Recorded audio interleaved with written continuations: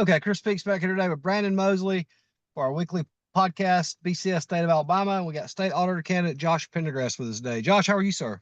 I'm good, Chris, Brandon. Thank y'all for having me. Great. So I think you was a governor, aide to Governor Ivey before, and previously ran for state representative. So what made you decide to run for state auditor? So you're right. I did previously serve as communications director for Governor Ivey, and I ran for state representative for a short time. As Brandon knows, I was drawn out of my district from some political gamesmanship, and so I didn't appear on the ballot because I was moved into a different district and didn't end up running. This race was not really on my radar. My wife and I recently in March of this year had a baby that was being born, and he was born and passed away, and we lost him. Oh, And I was really focused on my family. And some folks called me and said, "Hey, while y'all have some downtime, while you're, together and praying and thinking, we'd really like you to consider this." So it was not on my radar. I thought about it, and I felt like the Lord led me to do it. And I feel like I've got the capacity to do it and the ability to do it. And so throw my hat in the ring and see what happens. For those viewers that don't know, could you explain what exactly the state auditor does? Sure. So you probably hear a lot about the state examiners of public accounts, and then you have the state auditor. Those are two separate things. The examiners of public accounts really handle money. The auditor is a constitutional office. The auditor is actually in line to be governor if other members of the succession were to not be able to serve. And the auditor is in charge of maintaining and controlling all purchased state property to the tune of about $1.3 billion annually. And it's the state auditor's office job to know where every chair and table and vehicle and everything else purchased with state dollars, where they are, who has them, if they're destroyed, how are they destroyed, if things are purchased, how are they purchased, where do they go. The state auditor keeps up with all of that. And then on top of that, Brandon, one of the most important responsibilities, I think, of the auditor is one of three people who have the responsibility of appointing the board of election registrars throughout the state of Alabama. And to me, one of the most important aspects of this office is ensuring that we have men and women serving at the local board of registrar level in every county who are committed to transparency, to integrity, to openness, and to a clean election system, and are going to make sure that our system isn't hijacked, that ballots aren't illegally cast or counted, and that from county to county, we're consistent in the way we process those. if you get this position and you're picking a registrar, what do you look for that makes someone qualified for that? That's a very interesting question. And it's somewhat all encompassing because who really has experience as a registrar, right? Until you get the job, you've never really done it. So you can't really say, "Oh, they've done it, you can do it." So that's an interesting question. One of the first things is I want to make sure that we're appointing men and women of integrity who know that their job is to ensure not who wins, but the clarity of who wins, that it's safe, that it's effective, that nobody can interrupt the system, that names that are on the roll should be on the roll, and names that are on the roll that shouldn't be on the roll aren't on the roll. It's their responsibility really at the local level to ensure that our system, it's kind of the first catch, so to speak, of ensuring that our elections are clean and fair and not tampered with. And so integrity to me is a big deal.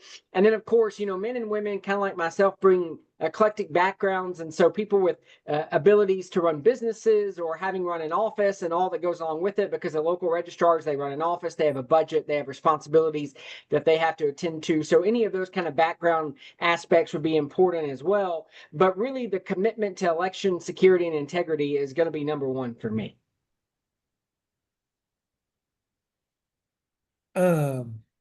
This is your first actual run for office where you'll be on the ballot, and the other two candidates, neither one of them have ever served in a previous elected deal.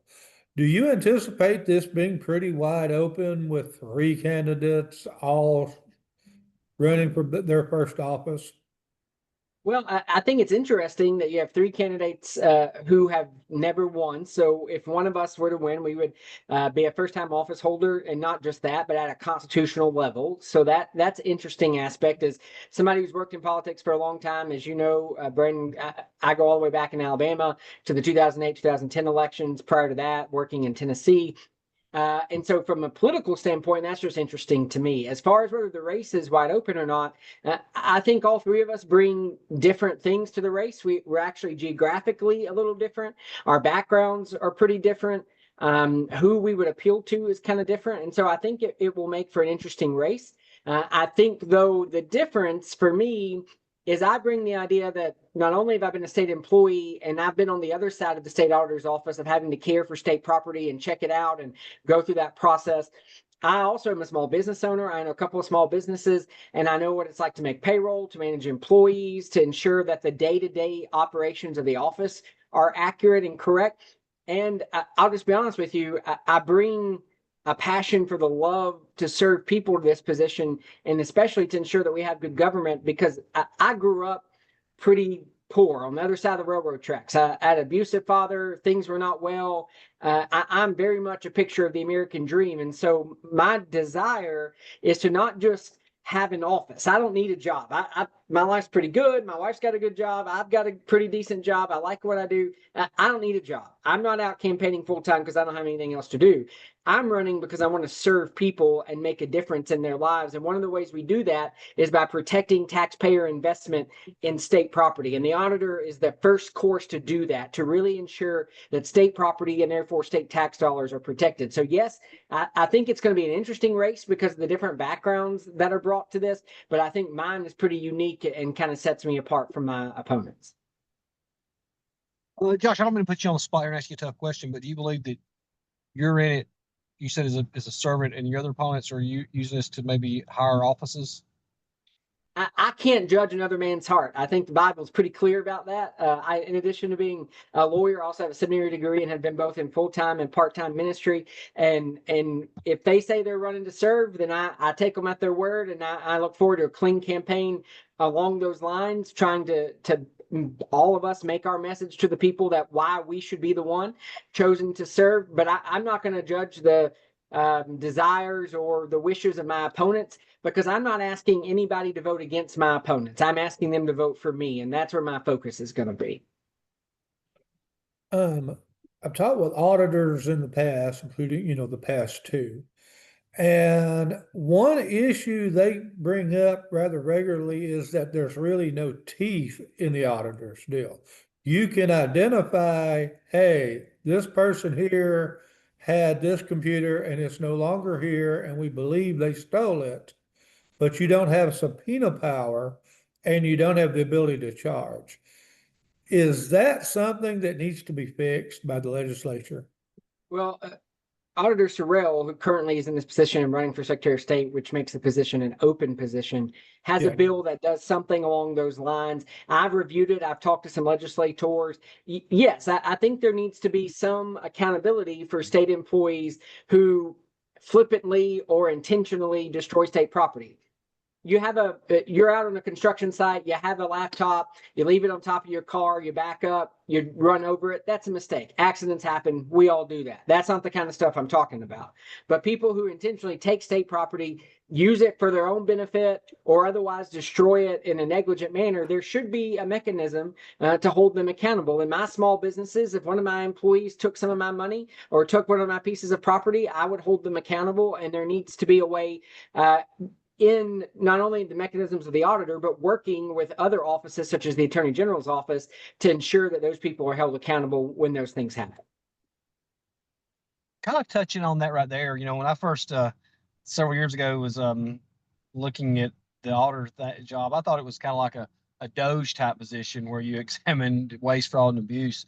Do you think that needs to encompass into that office, or there should be some kind of Doge type to look into what's going on with our tax dollars?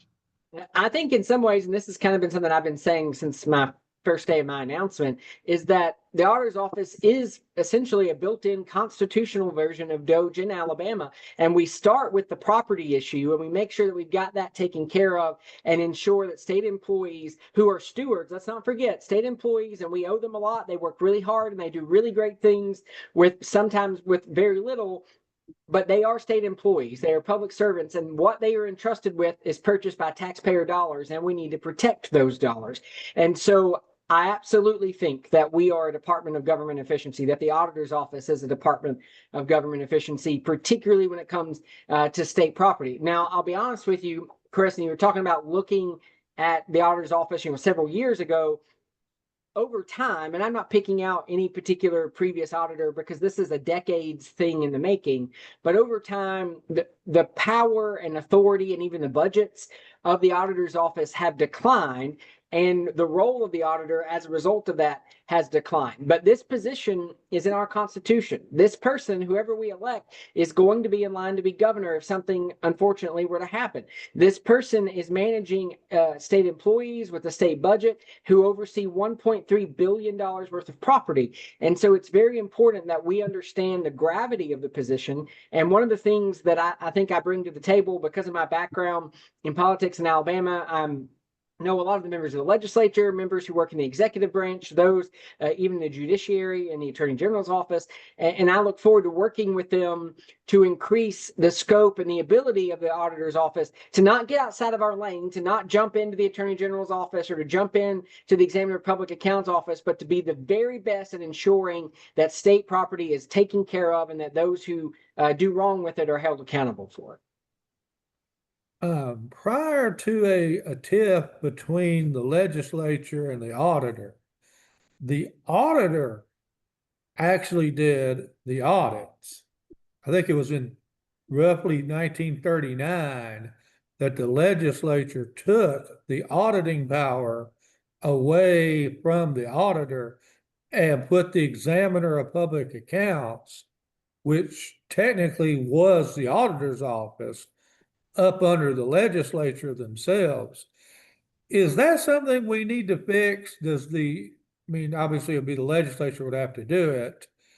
Shouldn't the examiner of public accounts be answerable to the elected auditor and not to the legislature, which isn't an executive branch at all? Well, Brandon, I have to give you credit. That is perhaps the most informed question that I've heard from anybody on my going around the state already campaigning for auditor, because a lot of people don't know what the role is, and they particularly don't know the history of it. And so I commend you for that. It makes me smile because I appreciate that, because I've kind of dug into it deep like that too. So I'm glad somebody else has. To answer your question, just to be frank, and I'm pretty straightforward. I'm just a regular old guy. I don't try to hide things. I don't know if that should happen or not. I think that it's something that we should look at and that we should consider if we want the auditor's office to be a Department of Government Efficiency. And let's just be honest, we want every branch of state government to operate efficiently and effectively. Then we should look and see if those two were combined again. Can we stop duplicating resources? Can we save money? Can we, cut employees? Can we do whatever? All those questions need to be asked. And if the answer is that we can be more effective, more efficient, and more transparent, then we really need to look at it. But if just cutting it or moving it for the sake of cutting it or moving it doesn't make us more effective, more transparent, or better at doing the job for the taxpayers, then we don't need to change it. I'm not going to say change for the sake of change. My role as an elected official is going to be change for the sake of the people. And if that's necessary and the right thing, then that's what I'm going to do. If it's not, then I won't. So you said you was communications director for Governor Ivey. So that's kind of like, for people who don't know, you're getting her message out and handling damage control from the press. So do you think that kind of experience like that gives you an advantage of handling a tough situation should it arrive? Well, I've served in that role for Governor Ivey. I've served in similar roles for other candidates. But I have to be honest with you, one of the places that I really cut my teeth and am able to handle difficult situations that have kind of a backdoor, kind of behind the scenes thing, as well as a public facing thing. I think that's kind of what you're talking about, how to manage these scenarios, was actually being a pastor and having to deal with things that come up in people's families and in their lives, and you're dealing with it and other people don't necessarily need to know, but you've got to handle outwardly some things that the community learns about. And so when you put that together with my communications background, absolutely, I really think that I bring the ability to holistically look at a problem and not only diagnose it and come up with a solution, but bring other people along with me to effectuate that solution. It's one thing to identify a problem. It's another thing to have a solution to the problem. It's a completely different thing to get other people to help you reach that solution. And so messaging and working with other people and being on board as a team, so to speak, is very critical to that. And I do think my role with Governor Ivey's office, but in particular, my background as a pastor and just working with people, usually in difficult situations, would actually play really well into that.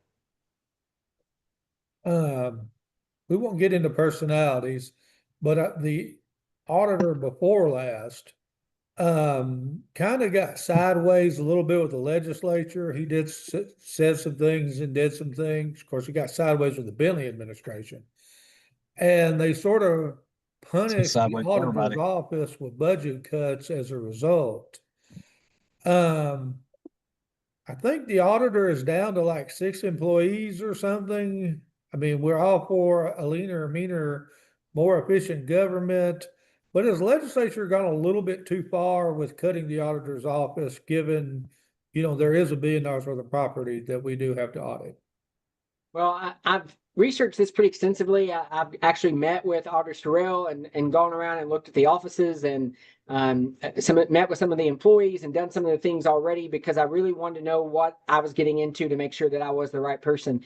And right now the employees are somewhere, things fluctuate a little bit, but somewhere around 10 or so employees, give or take, in the auditor's office. And they seem to be able to effectively do their job. Now, over time, if there's a need for more people, then I will certainly advocate for that. And if there's a need for a reduction, then I'll advocate for that. We need to be effective with state dollars, however we're doing it. And I have to give Andrew Sorrell some credit here. His budget has increased a little bit since he's been in the auditor's office. He's worked with the legislature to do that. That's something I will continue to do, to work with them to increase the auditor's budget to ensure that we're effective and efficient. But what he's also done is he's created a bit of a reserve in the auditor's office. And so if those budgets don't increase, there's monies available for one-time expenses or things that come up or things that need to be addressed, because he's worked on that. And that's something that I will continue to do as well, is to ensure that there's a reserve in the auditor's office to make sure that the budgets can be met regardless of what the legislature does. Have they given it his parking spot back yet? Didn't they take that away too? They've gotten their parking spots back. Yeah, there were some issues with that and some office space, but most of the auditors, if not all the auditors' employees, now have office space in the Capitol building and do have their parking spots back, which within itself is a story for a different day and a different time. Yeah, because at one point they were down there on the first floor of the Alabama State House that's about to be blown up. And then they were evicted and they had to go and I think rent from the Alabama Ethics Commission. Am I correct? Yeah, that's right. They were renting from the Alabama Ethics Commission. The Ethics Commission actually was moving offices. The auditor's office looked at how can we stay here. The cost was exponential compared to what the auditor's office had for a budget.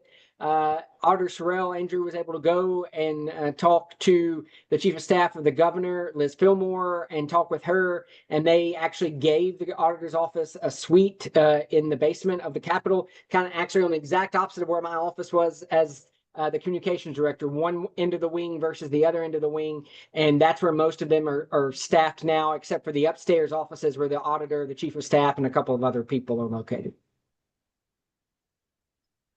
How do you feel about your campaign so far? Are you going out and speaking to a lot of groups? I know Derek Chin's speaking like somebody every day. Or are you getting to put in the time you need? I know you said your son was playing full-time baseball right now. Well, I'm just going to be honest. I'm a dad and a husband before anything else. And I will go to my son's ball games and I will be there for my wife.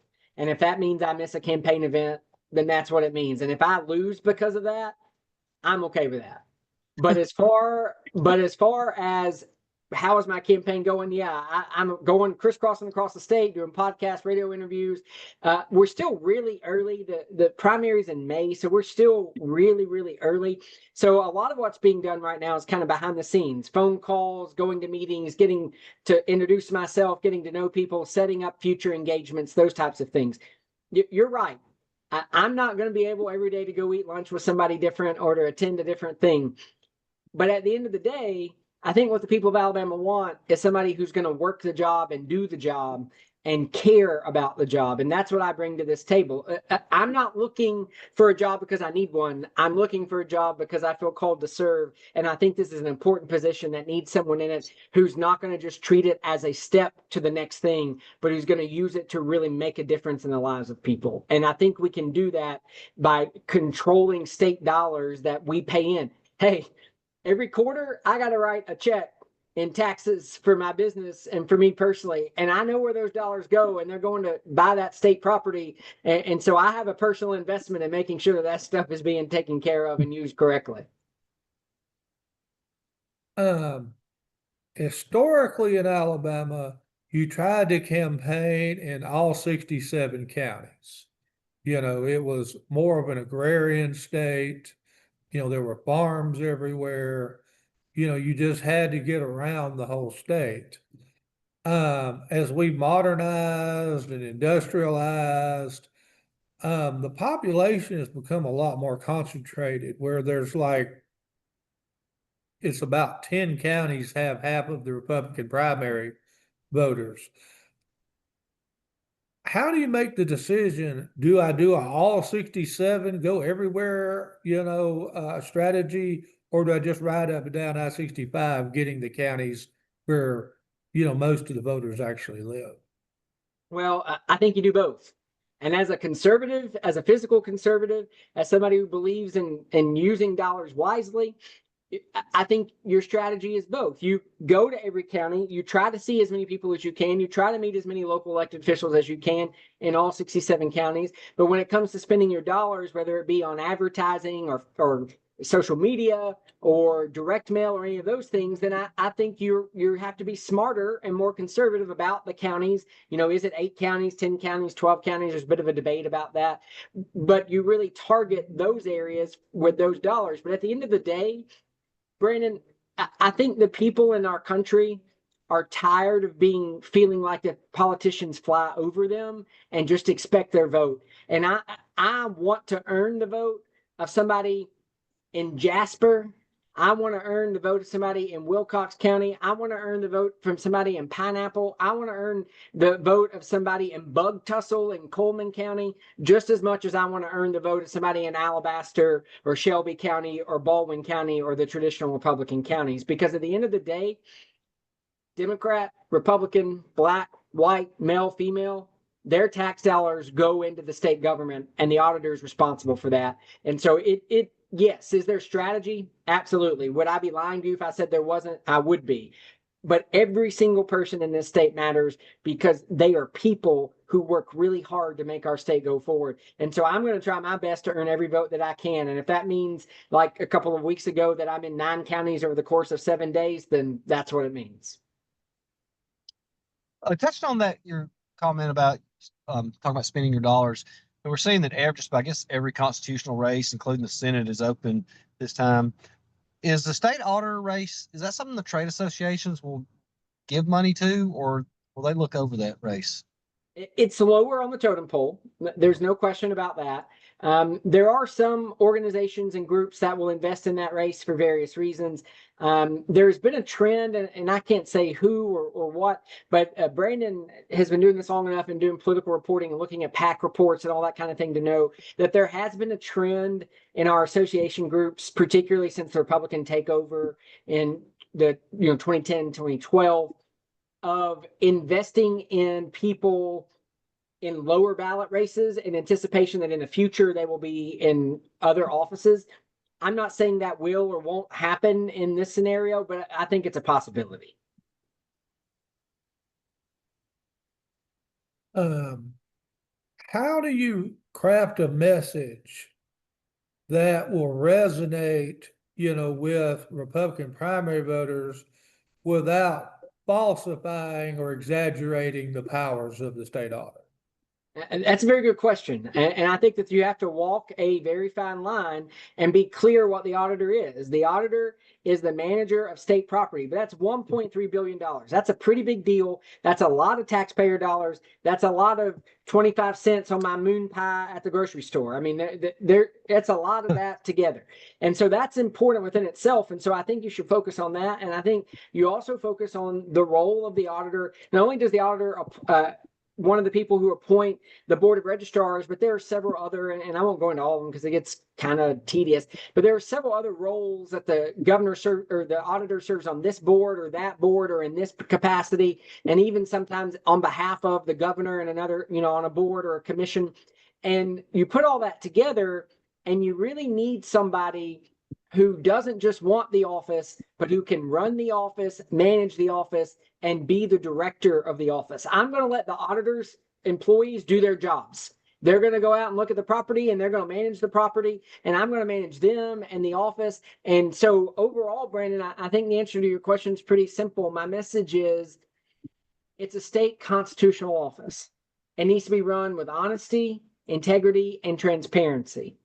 And I will do that as a conservative who literally had to bring myself up from the bootstraps and have lived the American dream.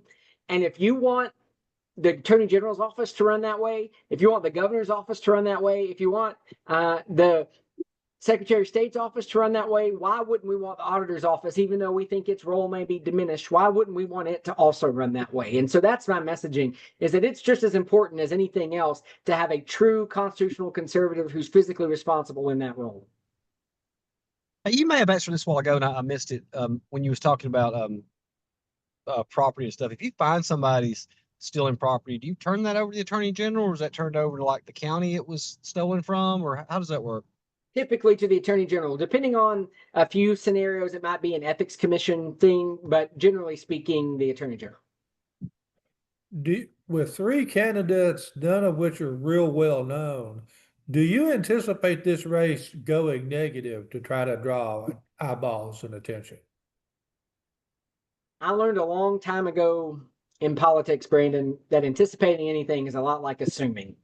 It gets you somewhere you don't want to be pretty fast. And so I can't say whether it's going to be negative or not. It's my hope that it's not, because it's my desire to bring who I am and what I offer to the table, let my opponents bring who they are and what they offer to the table, and let the taxpayers and the voters decide who they want to represent them. And if that's me, great. I look forward to serving 4 years as the state auditor. If it's my opponent, then that's what they decide. At the end of the day, this should be about the issues and the facts and the people running, not about something, mudslinging or negative or whatever.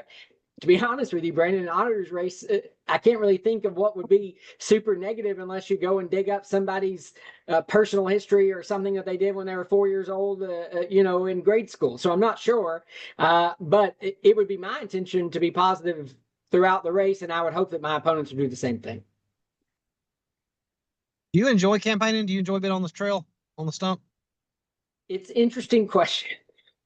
To be a pastor, a preacher, a lawyer, and a politician, I'm really an introvert, and so I kind of I like to read. I kind of like to be by myself, and so it takes me out of my comfort zone a little bit. But I do enjoy campaigning around the state, because what people don't realize is we're really blessed in Alabama.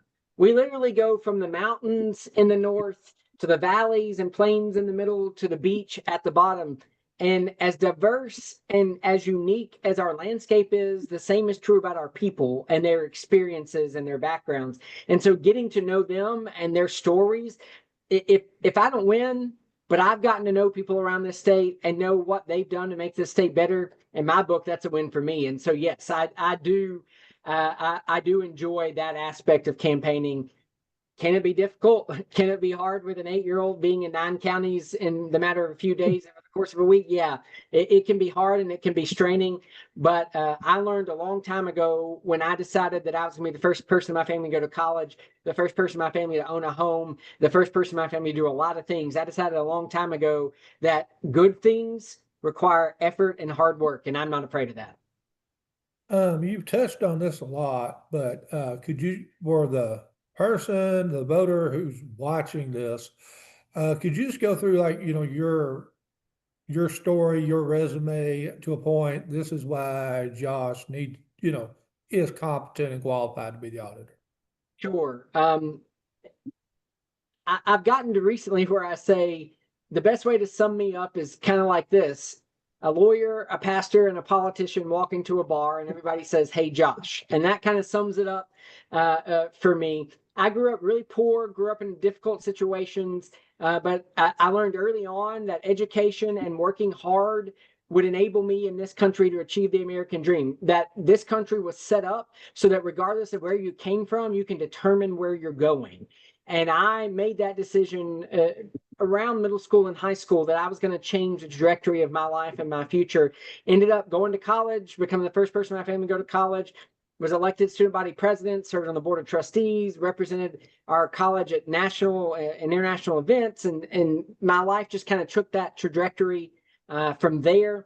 I have a law degree, I have a bachelor's degree, I have a seminary degree. I actually have done some work towards a doctoral PhD in leadership. And so education is really important to me. My wife is a nurse practitioner, and so we really instill in our son the importance of serving other people, but having a good education. So that's kind of a framework and foundation of who I am. But in addition to that, I've worked in the political world, I've worked in the church world, and I've worked in the legal world. In addition to owning my own law firm, I own a couple of small online businesses. So I'm pretty eclectic, and I bring a broad view of what it's like to live life. I can relate to somebody who has gone to bed hungry, and I can relate to somebody who's eaten in one of the finest restaurants in the world. That's kind of the background that I bring. And that's one of the reasons why I think that as I campaign across the state, people are really buying into our message because they can relate to me and to the idea that the American dream is still alive and we can all achieve it. Josh, we've kept you over 30 minutes. I think that's all I got for you. Unless Brandon's got something else. Oh, you said your son was 8. So is that coach pitch or is he on the pitch machine? It's the last year of coach pitch. Okay. Last year, he's never played before. This was his first year. He had played basketball previously, and he ended up being pretty good and made All-Stars in his first year. So we're proud of him and excited about that. I'm not super excited about being in Baton Rouge in July for the World Series, though. That's going to be hot. But Wait. So is this the Little League World Series that'll be on TV and stuff? it might be. There are a couple of different leagues. There's the Little League, there's the Babe Ruth League, there's the USSSA League. There's several different leagues of Little League. The one that my son is a part of, which a lot of teams in Alabama are, is the USSSA, and its championships are in Baton Rouge the end of next week into the next week. Okay, because I love the Little League World Series. I watch it every year. And I used to coach Dizzy Dean a long time ago. But yeah, thanks for coming on, man. Good luck to your son. And good luck in your campaign too. All right. Well, I appreciate y'all having me on, and I'll be glad to join you anytime. If you need me for any reason, just let me know. I'll be glad to help. Thank you Brandon, so much, Josh. All right. Thank y'all. Have a great day. Thanks, man. Recording. Stop recording.